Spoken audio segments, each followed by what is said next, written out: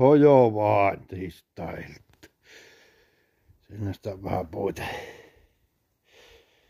Vähän on puita siinä ja tuo välikkö on täynnä puita.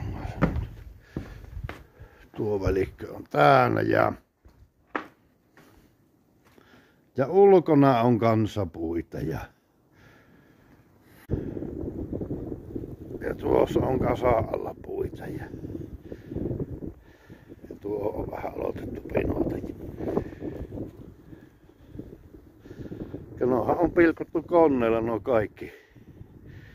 kaikki nuo puut on nyt niin hyvin vähän on käsipilkottu. Mitä äsken näytin niin. Ja semmoista hommaa vaan niin.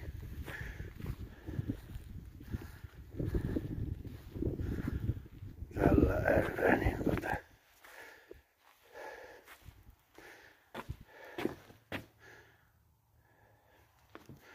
Joo, näytän sen puun pilkkoma konne, millä on pilkottu. Aika hankalaan paikkaan tuotu niin. Paha on tällä välillä se kävellä. Tuollahan sitä on tullut jytkättynä. Sähköpumpilla. Timko. Pika-alkomakone 51 senttisen. Voi vähän pitemmän niin. Ja semmosen paksun tuohon väliin laittaa.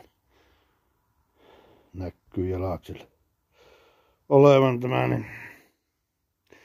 Se on noita kahta vippuun myöten vain käyttämällä niin. Ja tuossa kun vetää sitä niin taaksepäin ja sitten sivulle tuota ylempään niin se vapauttaa puun ja se tuohon. Tuossa on terä, niin siihen se pamahtaa ja se halki ja se puu liikkuu sinne. Tätä tuossa tein niin. Kyllähän siinä niin iso puu tullut, että se tukko on mennyt, jotta ei jaksa niin. Ja sitten siinä pitää pienellä lekalla tai kirveen varren päällä lätkästä se irti, niin ei palaa moottori. Niin. Ja ei se ole vielä palannut tuo moottori. Niin. Sun tuo punainen näkyy, se on hätäkatkaisija, niin siitä painaa, kun jumiin jääpi. Niin. Ja ei palaa moottori siitä. Niin. Verkkovirrasta ottaa. Niin, että kyllä se aika nopeasti lyötävää se irti, niin ei palaa moottorin. Eihän tuo ole vielä palannut. Niin.